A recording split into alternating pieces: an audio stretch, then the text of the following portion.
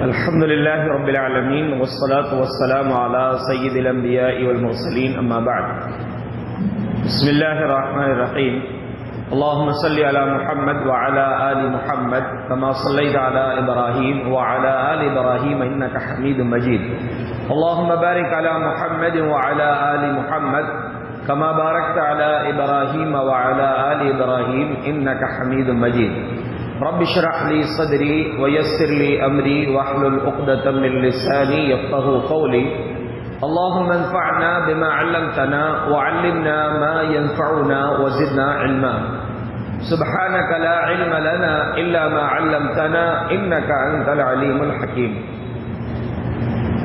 گزشتہ درس میں غزوہ احد کے تعلق سے کچھ باتیں آپ کے سامنے رکھی گئیں. ابتدائی باتیں نبی اکرم صلی اللہ علیہ وسلم کے ساتھ صحابہ کرام کی جو تعداد تھی 1000 کی فوج ابتدا میں تھی، لیکن آگے چل کر جیسا کہ آپ کو بتایا گیا مقام شوق میں عبداللہ بن ابی بن سلول نے ایک بات کو بہانہ بنا کر کہ میری بات کو قبول نہیں کیا گیا، میری رائے نہیں مانی گئی، نئے لڑکوں کی بات مان کر اور ہم مدینے سے باہر نکل گئے. اس بات کو بہانہ بنا کر اس نے اپنے 300 لوگوں کو ساتھ میں لے کر وہاں سے نکل گیا. صحابہ کرام کی 700 کی تعداد ہے نبی صلی اللہ علیہ وسلم کے ساتھ، اور دشمن کی تعداد 3000 کا لشکر ہے. اس طرح مقابلے کے لیے، مبارزت کے لیے، جیسا کہ آپ نے سنا طلحہ بن طلحہ جو بنو عبد الدار کا ایک شخص تھا، بلکہ ان کے قبیلے کا سردار تھا، وہ مبارزت کے لیے آگے بڑھا، اعلان کیا ہے کوئی مقابلے کے لیے جو مجھ سے مقابلہ کرے. اور آگے بڑھ کر جب اس نے اعلان کیا، حضرت زبیر رضی اللہ عنہ نے مقابلے کے لیے آگے بڑھے اور اس کو اونٹ پر چڑھ کر پکڑ کے نیچے لا کر اس کو ذبح کر دیا. اس کے بعد دونوں فوج آپس میں آمنے سامنے ہو گئی اور مقابلہ جو ہے شروع ہو گیا. دیکھیے یہ جو غزوات کے واقعات بیان ہم کر رہے ہیں، جہاد سے ہماری بات شروع ہوئی تھی، اور اللہ کے رسول صلی اللہ علیہ وسلم نے جو اپنی پوری زندگی اسلام کے لیے آپ نے جہاد کیا، یعنی جہاد کے مختلف انداز آپ نے دعوت کے ذریعے اور اللہ رب العالمین کے لیے جو کچھ محنتیں آپ نے کی، وہ سب انداز میں جو آپ نے جہاد کیا ہے، اس کی ایک شکل جو جہاد بمعنی قتال ہے، اس کی جو شکلیں آپ صلی اللہ علیہ وسلم کی زندگی میں آئیں، آپ نے جنگیں کی، ان کو بیان کرنے سے ایک مقصد، اہم ترین مقصد یہ ہے کہ صحابہ کرام جو پہلے شاگرد تھے نبی صلی اللہ علیہ وسلم کے، انہوں نے دین کو ہم تک پہنچانے کے لیے کس قدر قربانیاں پیش کی ہیں، کس قدر خدمت کی ہے. اور صحابہ کرام کی زندگی سے اہم ترین سبق یہ ملتا ہے کہ صحابہ کرام نبی صلی اللہ علیہ وسلم کی ذات سے بھی محبت کرتے تھے اور نبی صلی اللہ علیہ وسلم کی بات سے بھی محبت کرتے تھے. یہی چیزیں ہمارے لیے سبق ہے کہ ہمیں صرف زبانی دعویٰ نہیں کرنا چاہیے، بلکہ نبی صلی اللہ علیہ وسلم کی ذات سے بھی محبت ہو جو کہ ہمارے ایمان کا حصہ ہے، لیکن جیسی آپ کی ذات سے محبت ہو ویسے ہی نبی صلی اللہ علیہ وسلم کی بات سے بھی محبت ہو، کہ جو اللہ کے رسول صلی اللہ علیہ وسلم کے فرامین ہم کو مل جائیں، جو ہم نے سن لیا، اس کو اپنی زندگی میں ہمیں نافذ کرنا ہے. تو جنگوں کے تعلق سے پڑھنے یا سننے کا ایک فائدہ یہ بھی ہے کہ صحابہ کرام کی عظمت، ان کی محبت ہمارے دلوں میں بڑھ جاتی ہے، کیونکہ ایسے لوگ بھی ہیں جو صحابہ کرام کی شان میں گستاخی کرتے ہیں، ان کی کچھ کمزوریاں جن کو اللہ معاف کر چکا ہے، ان کی کمزوریوں کو نکال کے لوگوں کے سامنے بیان کرتے ہیں، جو کہ غلط طریقہ ہے. صحابہ کرام کا معاملہ اللہ کے پاس ہے، اللہ رب العالمین ان کے وہ چوک جو ان سے کوتاہیاں ان کو معاف فرما دیا. بہرحال تو اللہ رب العالمین کے یہ نبی کے جانباز صحابہ جو ہیں نبی صلی اللہ علیہ وسلم کے ساتھ دشمن سے مقابلہ کر رہے ہیں. اس موقع پر دیکھیے جو خاص طور سے کچھ بڑے عظیم صحابہ تھے جن میں جن کو شیر خدا کہا جاتا ہے، حضرت حمزہ رضی اللہ عنہ بڑی جامع مردی کے ساتھ انہوں نے مقابلہ کیا تھا. ایک صحابی ہے ابو دجانہ رضی اللہ عنہ، پیارے رسول صلی اللہ علیہ وسلم نے اعلان کیا اپنی تلوار دکھا کر کہ کون ہے جو مجھ سے یہ تلوار لے گا. تو بہت سارے صحابہ آگے بڑھے، حضرت عمر رضی اللہ عنہ، حضرت علی رضی اللہ عنہ، زبیر بن عوام، ایسے اور صحابہ تھے جو آگے بڑھے اس تلوار کو لینے کے لیے. لیکن آپ نے جب یہ اعلان کیا کہ اس تلوار کو لے کر اس کا حق کون ادا کرے گا، تو صحابہ کرام ذرا رک گئے کہ معلوم کرے حق کیا ہے. حضرت ابو دجانہ بالکل دبلے پتلے صحابی تھے، ابو دجانہ رضی اللہ عنہ آگے بڑھ کر بولنے لگے کہ اللہ کے رسول اس کا حق کیا ہے. تو آپ نے فرمایا کہ اس کا حق یہ ہے کہ جب تک تم سلامت ہو اس سے مقابلہ کرو اس تلوار کے ذریعے، اور دشمن سے مقابلہ کرو. کہ اللہ کے رسول میں اس کا حق ادا کروں گا. اور آپ نے یہ بھی کہا تھا کہ میری تلوار کسی عورت پر نہیں پڑنا چاہیے. تو ابو دجانہ رضی اللہ عنہ نے وہ تلوار لیے، اور ان کے بارے میں مشہور یہ تھا کہ جب یہ لال پٹی اپنے سر میں باندھ لیے تو وہ گویا کہ اب بہت خطرناک ہو چکے ہیں. انہوں نے موت سے بیعت کر لیا ہے کہ بس اب میں ہوں، یہ سامنے والا ہے. یعنی حضرت ابو دجانہ کا وہ پٹی باندھ لینا ان کے بہت خطرناک ہو جانے کی علامت ہوتی تھی. تو ابو دجانہ رضی اللہ عنہ نے وہ تلوار لیے اور سر میں لال پٹی باندھ کر نکل پڑے، یا لال امامہ باندھ کر، لال پگڑی پہن کے نکل پڑے. زبیر بن عوام رضی اللہ عنہ جو تھے وہ نبی صلی اللہ علیہ وسلم کے پھوپھی زاد بھائی تھے، پھوپھو کے بیٹے تھے. حضرت زبیر نے بھی وہ تلوار مانگے تھے کہ اللہ کے رسول یہ تلوار مجھ کو دے دیجیے. آپ نے ان کو نہیں دیے تھے تلوار. حضرت زبیر کو تھوڑا سا دل میں آیا تھا کہ میں نے مانگا تھا تو تلوار مجھ کو آپ نے نہیں دیا. حضرت ابو دجانہ کو تلوار آپ نے دیا ہے، ذرا دیکھوں گا کہ یہ تلوار کے ساتھ کیا کرتے ہیں. حضرت زبیر رضی اللہ عنہ ان کے پیچھے پیچھے تھے، دیکھ رہے تھے کہ کیا کرتے. تو یہ دو اور بھی صحابہ تھے جنہوں نے بڑی دلیری سے لڑا تھا، لیکن یہ دو صحابی حضرت حمزہ رضی اللہ عنہ اور ابو دجانہ رضی اللہ عنہ جس طرف جاتے تھے دشمن کی صفوں کو لٹ دیا تھا انہوں نے. جو سامنے آتا تھا بس سیدھے اس کا آخری انجام موت تھا. اس طرح بہت تیزی سے مقابلہ چل رہا تھا، اور مسلمان بالکل جنگ جو ہے فتح ہونے کے قریب تھی. مسلمان دوسری مرتبہ، بدر تو جیت چکے تھے، غزوہ احد بھی بالکل جیتنے کے قریب تھے، اور مشرکین کے قدم اکھڑ چکے تھے. کیونکہ اس وقت جب مقابلہ ہوتا ہے تو سب سے پہلا جو آدمی ہوتا ہے وہ جھنڈے والا ہوتا ہے. جھنڈا لے کر جو آگے بڑھتا ہے وہ مقابلہ سب سے پہلے کرتا ہے. تو وہاں کا جھنڈے کا جو اٹھانے والا تھا وہ تو پہلے مر گیا.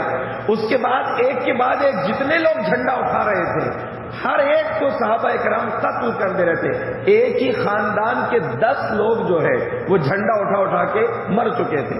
یہاں تک کہ ایک حبشی غلام جو ہے مشرکین کی طرف سے آیا تھا، اس نے جھنڈے کو اٹھایا اور بہت دیر تک اس نے جھنڈے کو پکڑا رہا. جھنڈا جتنی دیر تک کھڑا رہتا ہے فوج کے جذبات زندہ رہتے ہیں. تو وہ لوگ مقابلہ کر رہے تھے، ادھر سے صحابہ کرام بھی مقابلہ کر رہے ہیں، اور بڑی بہادری کے ساتھ مقابلہ چل رہا تھا. لیکن جب ان کی ہمت جواب دینے لگی اور وہ کمزور پڑنے لگے، بھاگنے کی نوبت جب آ گئی، ادھر اللہ کے رسول صلی اللہ علیہ وسلم نے جو 50 تیر انداز صحابہ کو جبل رمات، رامی کے معنی ہوتے ہیں تیر چلانے والا، اور رامی کی جمع ہے رمات. تو اس پہاڑ کا نام ہی جبل رمات ہو گیا جس جگہ پر نبی صلی اللہ علیہ وسلم نے اپنی فوج کے پیچھے 50 تیر انداز صحابہ کو متعین کیا تھا کہ دیکھو ہم جنگ جیتے یا ہارے، تم کو یہ جگہ نہیں چھوڑنا ہے. خالد بن ولید جو ابھی مسلمان نہیں ہوئے تھے، مشرکین کے لشکر میں سے میمنہ یعنی داہنی طرف کا جو لشکر تھا ان کا، اس کے کمانڈر تھے. وہ 3 مرتبہ کوشش کر چکے تھے پیچھے سے جا کر کہ اس تیر اندازوں کے دستے کو شہید کر کے ان کو ختم کر کے پیچھے سے جو ہے حملہ کر دیں، لیکن تینوں مرتبہ ان تیر انداز صحابہ نے خالد بن ولید کے اس ٹکڑی کو مقابلہ کر کے پیچھے کر دیا، آگے بڑھنے نہیں دیا. اور ادھر جو ہے صحابہ کرام پوری ہمت کے ساتھ مقابلہ کرتے ہوئے مشرکین کے لشکر میں بھگدڑ مچا چکے تھے. یعنی بالکل جنگ وہ لوگ ہار چکے تھے اور مسلمانوں کے قبضے میں جنگ آ گئی تھی. لیکن اسی بیچ میں جب صحابہ کرام مال غنیمت جمع کرنے لگے، کیونکہ اب وہ لوگ تو بھاگنے لگے تھے، مال غنیمت جمع کرتے ہوئے جب تیر انداز صحابہ نے دیکھا تو ان میں اختلاف ہو گیا. ان میں اختلاف ہو گیا اور کچھ لوگ بولنے لگے کہ اب تو جنگ ختم ہو چکی ہے، یہ مال غنیمت جمع ہو رہا ہے، ہم بھی لوٹیں گے مال غنیمت، یعنی تھوڑی سی دنیا غالب آ گئی۔ اصل میں کیا تھا کہ غزوہ بدر میں پہلی مرتبہ مال غنیمت آیا تھا، ابھی مال غنیمت کے احکامات زیادہ نازل نہیں ہوئے تھے، چونکہ مال غنیمت کا حکم یہ تھا کہ جنگ میں جتنے لوگ شریک ہیں سب کو مال غنیمت تقسیم کیا جائے گا۔ ان لوگوں کے دل میں خیال آیا کہ اگر یہ لوگ جمع کر رہے ہیں تو یہی رکھ لیں گے، شاید اسی خیال سے وہ لوگ بولے کہ ہم بھی مال غنیمت جمع کریں گے۔ لیکن ان کے جو امیر تھے حضرت عبداللہ بن جبیر رضی اللہ عنہ، انہوں نے کہا کہ دیکھو اللہ کے رسول نے ہمیں منع کیا تھا، ہم کو روکا تھا کہ تم لوگ کسی بھی کنڈیشن میں نیچے نہیں آنا۔ بالآخر اختلاف ہوا اور 40 صحابہ اس میں سے نیچے آ گئے، جبل رمات میں سے 40 صحابہ نیچے اتر گئے، صرف عبداللہ بن جبیر اور ان کے 9 ساتھی وہاں پر پہاڑ میں بچے۔ چوتھی مرتبہ خالد بن ولید پیچھے سے گھوم کر جو ہے جبل رمات کے پاس پہنچے، تب ان کو چانس مل گیا اور بہت جلدی میں خالد بن ولید اور ان کے ساتھیوں نے وہ 10 کے 10 صحابہ کو شہید کر دیا، تیر انداز صحابہ کو، اور اس کے بعد پیچھے سے اچانک جو حملہ کیے تو اب مسلمان دو طرف سے پھنس گئے۔ ادھر جو دشمن کا لشکر بھاگ رہا تھا وہ اسی بیچ میں ایک عورت نے مشرکین کا جھنڈا اٹھا کر کھڑے کر دیا۔ جھنڈا جیسے کھڑا ہوا تو فوراً ان کے جذبات میں تازگی آ گئی، اور ادھر سے خالد بن ولید وہ 10 صحابہ کو شہید کر کے پیچھے سے اچانک حملہ کر کے مسلمانوں کے اوپر ٹوٹ پڑے۔ جو لوگ مال غنیمت جمع کر رہے تھے ان کے اوپر اچانک جیسا حملہ ہوا تو ان کے ہوش اڑ گئے، سمجھ میں نہیں آیا کہ یہ کیا ہو گیا، اور مسلمان ہی آپس میں لڑ پڑے۔ کچھ صحابہ تو ایسے ہوئے کہ مسلمانوں کی تلواروں سے ہی شہید ہو گئے۔ ایک صحابی تھے جو مشہور صحابی ہے حذیفہ بن یمان، حذیفہ رضی اللہ عنہ کے والد یمان رضی اللہ عنہ بہت بوڑھے ہو گئے تھے، 80-90 سال کی عمر تھی ان کی۔ ان کو اللہ کے رسول نے منع کر دیا تھا کہ تم مت جاؤ، تم یہیں مدینے میں رہو، لیکن لشکر نکلنے کے بعد مدینے سے وہ آپس میں اور ایک دو بزرگ ان کے ساتھ کہا کہ اب تو زندگی ختم ہو چکی ہے۔ دیکھیے بزرگ ہو گئے، یعنی 80 سال سے زیادہ ان کی عمر ہے، تو بات کیا کر رہے ہیں کہ اب تو زندگی ختم ہوگی، اب جینے سے کیا مطلب، چلو جنگ میں ہی چلتے، وہیں مر جائیں گے تو اچھا، شہید ہو جائیں گے۔ تو بعد میں حضرت یمان رضی اللہ عنہ غزوہ احد میں شریک ہوئے، اور اس وقت شریک ہوئے جبکہ یہ حالات جو ہے تبدیل ہو چکے تھے جنگ کے۔ تو جیسے وہ خالد بن ولید کے لشکر نے حملہ کیا تو مسلمان جب آپس میں گتھم گتھا ہو گئے تو حضرت یمان کے اوپر لوگوں نے حملہ کر دیا۔ حذیفہ بن یمان وہیں پر کھڑے تھے، بولے ارے لوگوں میرے والد نہیں ہے، میرے والد ہیں لوگ، وہ بولتے رہے، اتنی دیر میں صحابہ نے ان کو شہید کر دیا۔ ان کو افسوس ہوا، بہرحال کہا کہ اللہ تمہاری مغفرت کرے، یعنی کتنا بڑا دل ہوگا صحابہ کا کہ سامنے سے دیکھے کہ لوگوں نے میرے والد کو مار دیا لیکن ان کو دعا دے رہے ہیں کہ اللہ تم کو بخش دے، کیونکہ وہ بھی جانتے تھے کہ جان بوجھ کر انہوں نے قتل نہیں کیا ہے، کیونکہ ہوش اڑ گئے تھے، اچانک جو حالات تبدیل ہوئے تھے تو صحابہ کرام کے ہاتھ سے وہ شہید ہو گئے، اور بھی کچھ لوگ اس طرح ہوا۔ ادھر اللہ کے رسول صلی اللہ علیہ وسلم کو جیسے اس بات کی خبر لگی اور یہ حالات آپ نے دیکھا کہ خالد بن ولید نے حملہ کر دیا پیچھے سے، اس وقت اللہ کے رسول کے پاس صرف 9 صحابہ تھے، 9 صحابہ، اور صحابہ خالد بن ولید تقریباً 200 یا 300 لوگوں کے ساتھ آئے تھے پیچھے جو حملہ کیے تھے۔ نبی صلی اللہ علیہ وسلم کے پاس صرف 9 صحابہ، اور جتنے جو جانباز یعنی اصل جو بہادر لوگ تھے، اصل جنگجو لوگ تھے، وہ دشمن کا مقابلہ کرتے ہوئے آگے نکل چکے تھے، اور ادھر اللہ کے رسول صلی اللہ علیہ وسلم پیچھے آپ کا جو خیمہ لگایا گیا تھا وہاں تھے۔ آپ کی حفاظت میں جو صحابہ تھے وہ صرف 9 صحابہ آپ کے پاس بچے تھے، جس میں 7 انصاری تھے اور 2 مہاجر صحابہ تھے۔ اب یہ سب آگے چلے گئے، ادھر جنگ کے حالات جیسے بدلے، اللہ کے رسول صلی اللہ علیہ وسلم نے دیکھا کہ مجھ سے قریب مشرکین ہیں اور مسلمانوں کی فوج آگے ہے، مسلمان آگے ہیں۔ اب آپ کے پاس ڈبل چانس ہے، 2 آپشن تھے۔ ایک آپشن تو یہ تھا کہ ان 7 یا ان 9 صحابہ کے ساتھ اپنی جان بچا کر آپ مدینہ کی طرف نکل پڑے پیچھے کے راستے سے، یا دوسرا آپشن یہ تھا کہ آپ ہمت اور بہادری کا ثبوت دیتے ہوئے صحابہ کرام کو آواز دے کر اپنے طرف بلائیں۔ آپ نے بزدلی نہیں دکھائی اور ایک ماہر کمانڈر اور ماہر سپہ سالار کا ثبوت آپ نے دیتے ہوئے آپ نے بہادری کا ثبوت دیا اور آپ نے اعلان کیا کہ اے اللہ کے بندوں میں ادھر ہوں. حالانکہ آپ کو معلوم تھا کہ میری آواز مسلمانوں سے پہلے مشرکین تک پہنچے گی، لیکن اس کے باوجود بھی آپ نے بزدلی کا ثبوت نہیں دیا. جیسے آپ نے اعلان کیا تو واقعی وہ آواز مشرکین تک پہنچی. ابھی ان کو پتہ نہیں تھا کہ اللہ کے رسول یہاں پر ہے. وہ آواز جیسے وہاں پہنچی تو اچانک وہ لوگ حملہ کیے. بہت سے لوگ مشرکین میں سے یہاں آ گئے نبی صلی اللہ علیہ وسلم کے پاس. اتنی دیر میں ادھر جو صحابہ جو دور تھے وہ بھی لپٹ کر جلدی، جن میں سب سے پہلے ابو بکر صدیق رضی اللہ عنہ آئے تھے، عمر بن خطاب، علی رضی اللہ عنہ، یہ جو بڑے بڑے صحابہ ادھر تھے. اس بیچ میں شیر خدا حضرت حمزہ رضی اللہ عنہ شہید ہو چکے تھے. وہ اتنی ہمت سے لڑ رہے تھے کہ سامنے جو آ رہا تھا کوئی نہیں ٹک رہا تھا، لیکن ایک خاص آدمی ان کو نشانے پر لے کر انتظار میں بیٹھا تھا. وہ تھا وحشی بن حرب. یہ اصل میں مطعم بن عدی کا غلام تھا.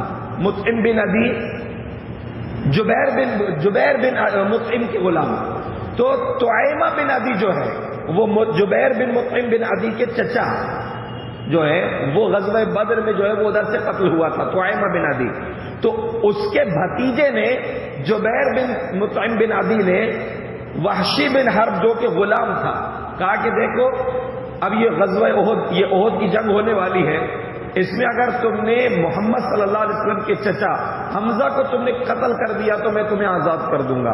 تو وحشی بن حرب کسی کی طرف سے جنگ کرنے نہیں آیا تھا، وہ صرف حضرت حمزہ کو مارنے کی نیت سے آیا تھا، کیونکہ ان کو مارنے میں اس کی آزادی تھی.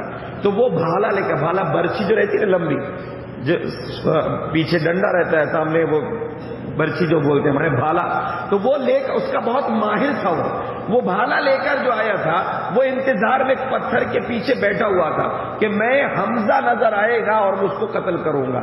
اتفاق سے حضرت حمزہ اس کے نشانے پر آ گئے. حضرت حمزہ ایک دشمن کو مارے اور مارنے کے بعد ہلکا سا جھکے تھے. اتنی دیر میں وہ زرہ جو پہنے ہوئے تھے تھوڑا سا اوپر اٹھی اور اتنی دیر میں اس نے نشانہ لگا کر یا تو سامنے مارا تھا یا پیچھے مارا تھا، تو ایسے مارا کہ بالکل پوتھے میں شرمگاہ کے تھوڑا سا اوپر وہ بھالا لگا اور آر پار ہو گیا. حضرت حمزہ ہمت کیے اٹھنے کی تلوار لے کر، لیکن اٹھ نہ سکے اور اسی جگہ گر کر شہید ہو گئے. ادھر یہ ایک بہادر سپاہی جو ہے شہید ہو چکے.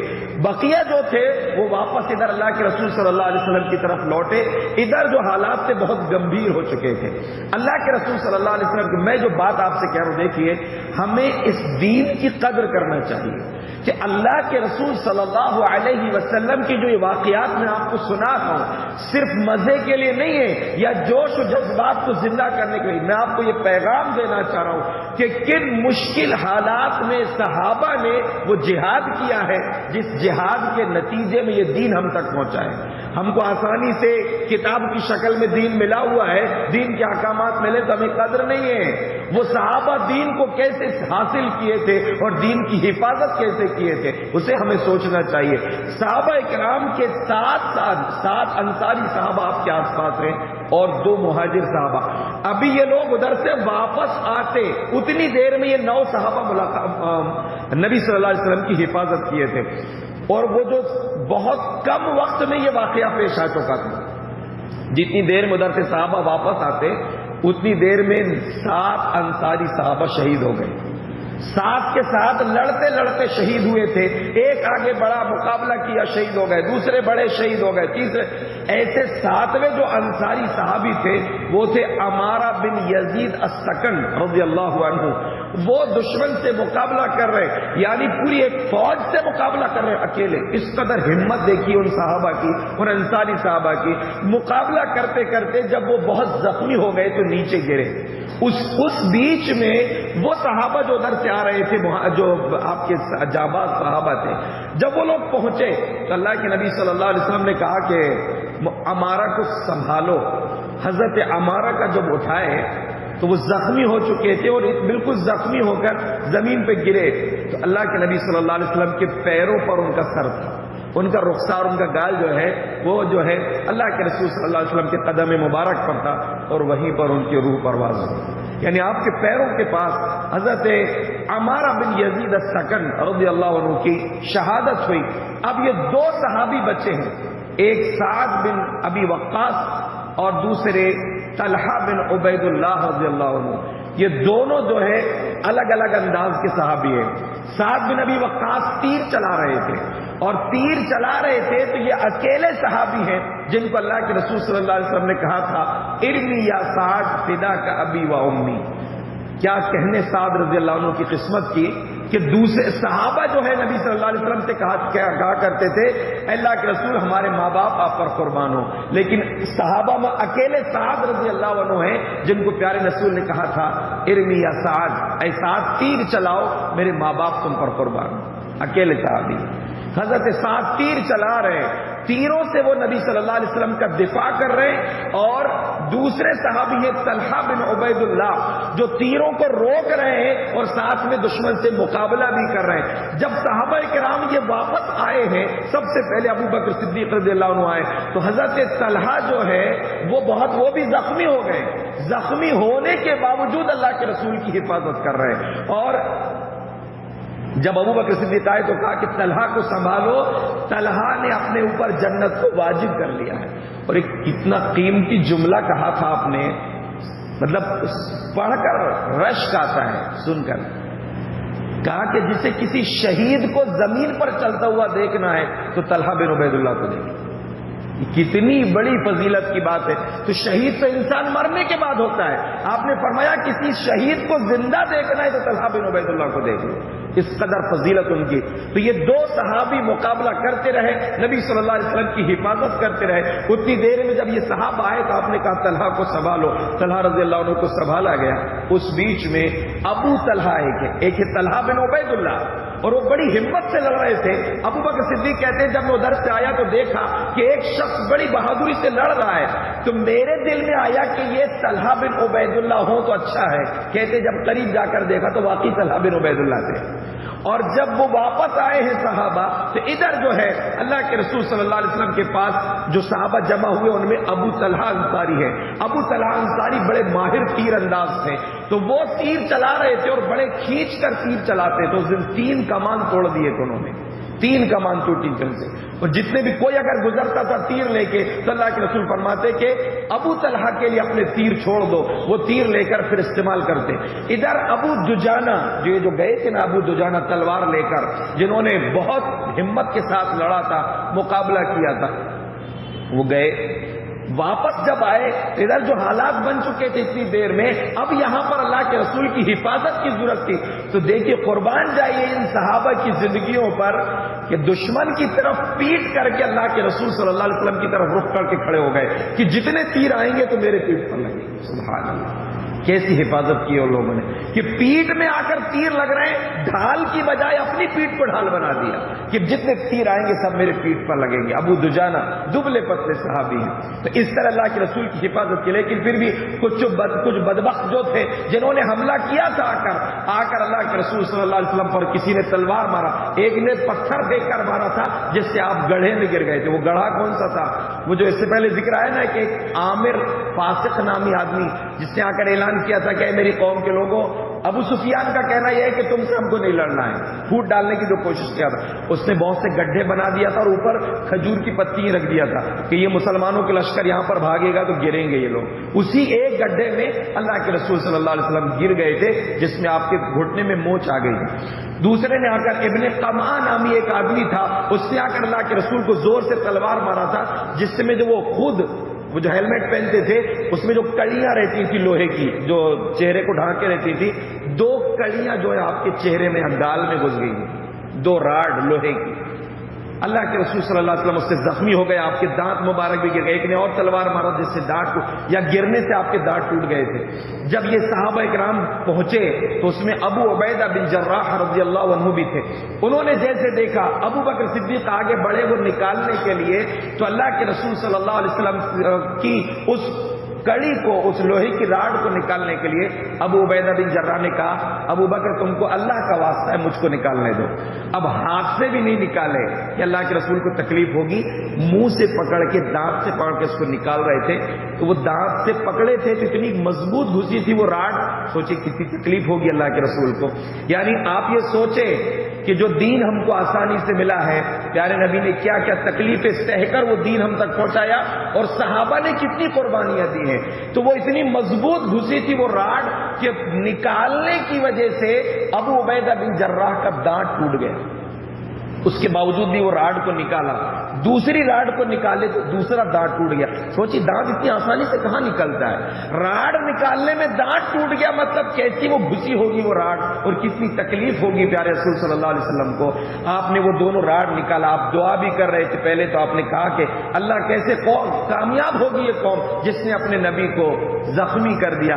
اللہ نے کہا، اللہ نے فوراً آیت نازل کر دیا، لیس لک من الامر شیء، اے نبی تمہارے اختیار میں نہیں۔ اللہ اکبر، یعنی آپ کو اللہ نے کہہ دیا کہ نہیں، آپ کو کچھ بولنے کی ضرورت نہیں ہے، وہ ظالم ہے، اللہ چاہے ان کے ساتھ جو معاملہ کرے، چاہے ان کو بخش دے یا ہدایت دے دے یا ان کو سزا دے۔ اور بعد میں ان میں سے کچھ ہدایت یافتہ بھی ہوئے، خالد بن ولید جن کی وجہ سے یہ حملہ ہوا تھا، جنہوں نے کیا تھا، انہی کو اللہ نے بعد میں ہدایت نصیب کیا۔ تو پیارے نبی نے پھر دعا کی، اللہم اہد قومی فانہم لا یعلمون، اے اللہ میری قوم کو ہدایت دے، یہ لوگ نہیں جانتے، انجانے میں یہ لوگ یہ کام کر رہے ہیں۔ اللہ کے رسول صلی اللہ علیہ وسلم اس طرف یہ حالات بنے ہوئے ہیں، ادھر مشرکین کے بھی جوش واپس آ گئے، مقابلہ تیز ہو گیا۔ ادھر سے حضرت مصعب بن عمیر جو جھنڈا اٹھائے ہوئے تھے، ان کا ایک ہاتھ کٹ گیا، جھنڈا گرا، دوسرے ہاتھ سے لیے، دوسرا ہاتھ کٹ گیا، تو اپنے سینے سے اور گھٹنوں سے دبا کر جو ہے جھنڈے کو اونچا رکھا، لیکن اسی حال میں ان کو شہید کر دیا گیا۔ ادھر مصعب بن عمیر شہید ہوئے تو ادھر اعلان ہو گیا کہ محمد صلی اللہ علیہ وسلم قتل کر دیے گئے، کیونکہ مصعب بن عمیر بہت کچھ نبی صلی اللہ علیہ وسلم سے ملتے ہوئے دکھتے تھے، شکل و صورت ملتی تھی۔ تو صحابہ اکرام نے جیسے یہ خبر سنی، اس سے ایک فائدہ بھی ہوا اور نقصان بھی ہوا۔ فائدہ یہ ہوا کہ مشرکین کے حملے میں کمزوری آ گئی، وہ لوگ سوچے اب تو ہمارا مسئلہ ہی ختم، محمد قتل کر دیے گئے تب کیا ہے۔ اور صحابہ کرام کو نقصان یہ ہوا کہ صحابہ کرام کے جوش ٹھنڈے ہو گئے کہ اب جب نبی شہید ہو گئے تو ہم زندہ رہ کے کیا کریں گے۔ لیکن ابھی مسلمان ہتھیار کچھ لوگوں نے ڈال دیے تھے۔ انس بن نضر رضی اللہ عنہ کا گزر وہاں سے، وہ بولے کیا ہو گیا، کیوں بیٹھ گئے؟ کہا کہ اللہ کے رسول شہید کر دیے گئے۔ تو کہا پھر تم کیا زندہ ہو؟ جب اللہ کے رسول اگر اس دین کی خاطر دنیا سے چلے گئے تو تم بھی لڑو اور تم بھی شہید ہو جاؤ، اٹھو اور مقابلہ کرو۔ انس بن نضر آگے بڑھے تو سعد بن معاذ سے سامنا ہوا، کہا کہ کیا بات ہے ابو عمرو؟ کہا کہ مجھے احد کے پیچھے سے جنت کی خوشبو آ رہی ہے، پر ایسا لگ رہا ہے کہ بس اب شہادت قریب ہے، اور خوب آگے بڑھے، دشمن سے مقابلہ کیا اور شہید ہو گئے۔ یہ جب جنگ ختم ہونے کے بعد لاشوں کو دیکھا گیا تو انس بن نضر اتنا لڑے تھے کہ ان کے جسم میں 80 سے زیادہ زخم آئے تھے، چہرہ پہچان نہیں آتا تھا کہ یہ کون ہے۔ ان کی بہن نے صرف انگلیوں کی پور سے دیکھ کر پہچانا تھا کہ یہ میرے بھائی ہیں۔ ابو دجانہ رضی اللہ عنہ آگے بڑھ رہے تھے لڑتے ہوئے، ایک شخص کو دیکھا کہ وہ جس کو بھی سامنے دیکھتا تھا اس کو قتل کر دے رہا ہے، اس کے مقابلے میں وہ بڑا مضبوط دکھ رہا تھا۔ حضرت زبیر کہتے میں دیکھ رہا تھا کہ یہ کون، کعب بن مالک کہتے میں دیکھ رہا تھا کہ یہ مسلمان تو کمزور دکھ رہا ہے اور یہ بڑا مضبوط دکھ رہا ہے۔ دونوں جب آگے بڑھے تو سوچا کہ ان کا مقابلہ ہونا چاہیے۔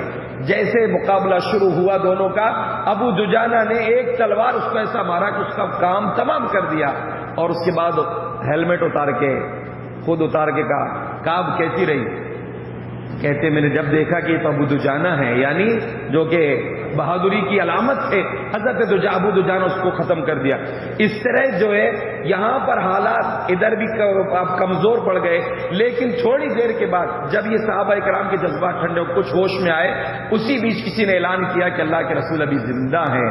تو پھر صحابہ کرام کی ہمت زندہ ہوئی اور آگے بڑھ کے صحابہ کرام نے مقابلہ کیا، اور پھر خالد بن ولید جو حملہ کر رہے تھے، صحابہ کرام جو واپس آئے مقابلہ کر کے اللہ کے رسول صلی اللہ علیہ وسلم کو بچا کر حفاظت کرتے ہوئے تھوڑا پیچھے پہاڑ کی طرف لے گئے۔ اب خالد بن ولید کا لشکر جو ہے وہ کمزور پڑ گیا اور مشرکین جو ہے آگے کی طرف نکل گئے۔ آخری مرحلہ جنگ کا یہ ہوا کہ پیارے رسول صلی اللہ علیہ وسلم اپنے ساتھیوں کے ساتھ پہاڑ کے دامن میں آپ نے پناہ لی۔ اس وقت ادھر سے ابو سفیان جو مشرکین کے لشکر کا کمانڈر تھا وہ آئے اور کہا کہ کیا تم میں محمد زندہ ہیں صلی اللہ علیہ وسلم؟ تو آپ نے کہا چپ رہو، کچھ مت بولنا. کہا کہ ابو بکر زندہ ہیں، خاموش رہے صاحب. پھر پوچھا عمر زندہ ہے، تینوں میں خاموش رہے. تو کہا چلو ان تینوں سے تو چھٹکارا ملا. ابو سفیان نے سمجھے کہ تینوں گئے، تینوں قتل کر دیے گئے، شہید کر دیے گئے. تو جب کہا کہ چلو یہ تینوں سے چھٹکارا ملا تو حضرت عمر سے برداشت نہ ہوئی. کہا او اللہ کے دشمن سن، ابھی ہم تینوں زندہ ہیں اور اللہ نے تیری ذلت اور رسوائی کا انتظام ابھی باقی رکھا ہے، ابھی پریشان نہ ہو. تو ابو سفیان نے جب یہ سنا تو کہا اعلو حبل، حبل کی جے ہو. تو اللہ کے رسول صلی اللہ علیہ وسلم نے فرمایا تم لوگ جواب کیوں نہیں دیتے؟ یعنی دیکھیے جب تک ذات کی اپنی ذات کی بات تھی تو آپ نے جواب دینے کی بات نہیں کہی، لیکن جب توحید پر بات آئی، اللہ کی توحید پر بات آئی کہ یہ تو اپنے بت کی جے کہہ رہا ہے، اللہ کو چھوڑ کر بت کی بات کر رہا ہے، تو اللہ کے رسول نے کہا جواب دو. کہا کہ اللہ کے رسول کیا جواب دیں؟ کہا اللہ اعلی و اجل، یہ جواب دو. صحابہ نے نعرہ لگایا. پھر اس نے کہا لنا عزا ولا عزا لکم، ہمارے پاس تو عزا دیوی ہے، تمہارے پاس عزا نہیں ہے. پیارے نبی نے کہا جواب دو ذرا اس کو. کہ اللہ کے رسول کیا جواب دیں؟ تو اللہ کے رسول صلی اللہ علیہ وسلم نے فرمایا لنا مولا ولا مولا لکم، تم جواب دو کہ ہمارے پاس ہمارا مولا اللہ ہے، تمہارے پاس کوئی مولا نہیں ہے. ابو سفیان نے کہا عمر ذرا آؤ.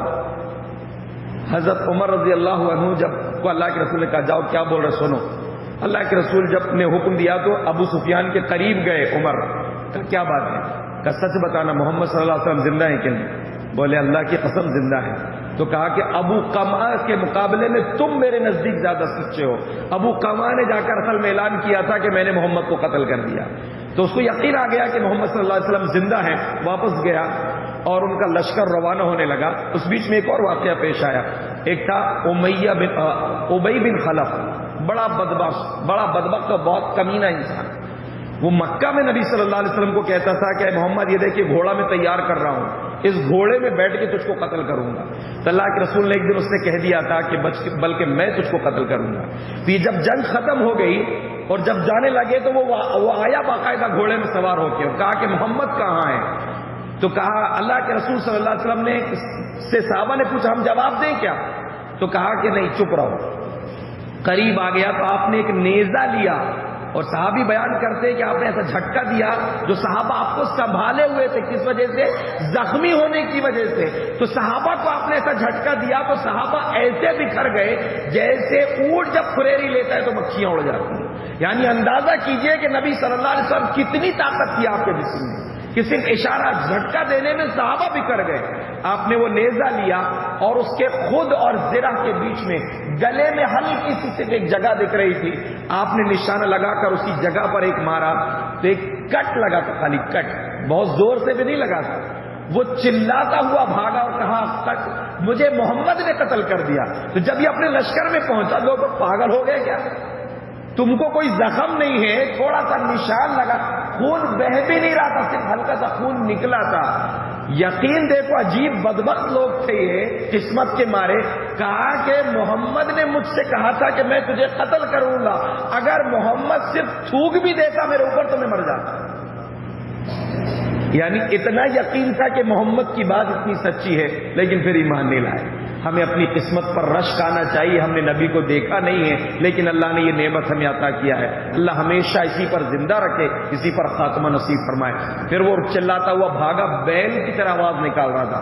آخر مقام صرف میں جا کر اسی چلاتے بنیاتے ہوئے وہ مر گیا، اس کی زندگی بچی نہیں. تو اللہ تبارک و تعالی اس کو ذلیل کر دیا. آخری بات آج کے درس کی ہے کہ جب یہ لشکر نکلا، دیکھیے صحابہ کی ہمت کتنی مضبوط تھی، پیارے نبی کتنے بہادر تھے.